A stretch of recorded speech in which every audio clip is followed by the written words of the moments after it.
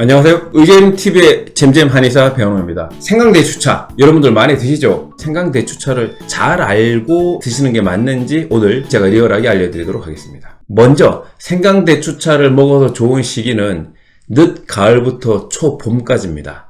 날씨가 추워질 때 생강대추차를 드시는 게 좋습니다. 또 그 중에서도 이 시기에 몸이 차서 여러가지 호흡기계 질환과 몸에 어떤 냉증을 가지시는 분들이 생강대추차를 차처럼 드시면 더 좋겠죠. 반면 겨울에 추위를 특별히 타시지 않거나 몸에 열증이 있는 분들은 생강대추차가 맞지 않습니다. 따라서 이 겨울 전후한 시기 몸이 냉증인 분들이 드시면 좋다 기억하시면 좋겠습니다. 두 번째는 양을 어떻게 해야 되느냐. 생강과 대추는 정확하게 3대2 비율로 넣어서 드시는 게 좋습니다. 이를테면 생강을 30g 넣으시면 대추는 20g 정도가 기준 양입니다.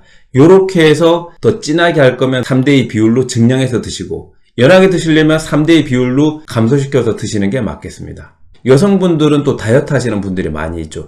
다이어트 하면서 몸이 냉해지는 경우들이 많이 있는데요. 지방이 빠져나가니까 몸이 상대적으로 좀 추워지죠. 그런 여성분들이 다이어트에 도움도 되고 냉증을 없애기 위해서 생강대추차를 드시는데, 이럴 때는 대추 양을 약간 줄이셔야 됩니다. 대추가 칼로리가 높기 때문에 생강대추차를 많이 드시게 되면 몸을 따뜻하게 하는데 도움이 되지만, 반면 그 칼로리가 높아서 또 살이 찔 수도 있습니다. 그럴 때는 3대2 비율이 아니라 3대1 비율, 생강 3, 대추 1 또는 생강 3, 대추 0.5 정도로 대추양을 줄여서 드시는 게 좋겠습니다. 또한 반면 20대 남성분들은 몸이 너무 말라서 살이 좀 쪘으면 좋겠다 이렇게 생각하시는 분들도 계시거든요. 그럴 때는 대추양을 약간 늘려서 조금 더 달게, 조금 더 진하게 드시는 게 좋습니다. 이를테면 생강 3, 대추 4 생강 3, 대추 5 이렇게 드시는 것, 또는 생강과 대추 양을 같게 3대3 이렇게 드시면 좋습니다. 여기서 한 가지 더, 생강대추차를 오래 드시게 되면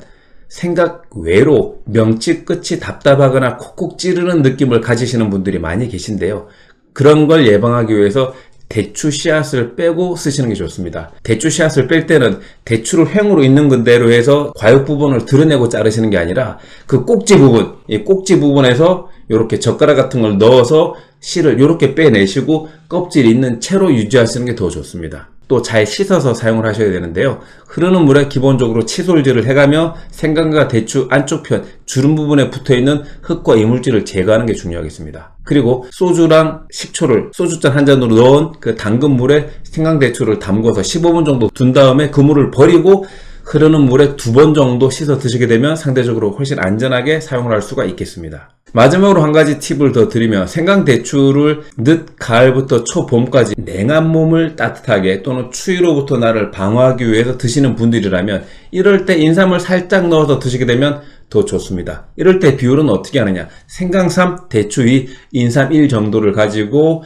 겨울 내내 드시면 좋은데요. 이때 고혈압이 있는 환자분들은 인삼을 장기 섭취했을 때 혈압을 높일 수 있기 때문에 생강 대추차만 드시면 되고요. 특별하게 혈압이 없고 몸이 냉한 특히 여성분들은 인삼을 넣어서 같이 드시게 되면 없을 때보다 맛도 훨씬 좋고 풍미도 좋고 사포닌 때문에 면역력을 높이고 훨씬 더 도움이 됩니다. 의견TV 유익하셨다면 구독, 좋아요 부탁드리겠습니다. 감사합니다.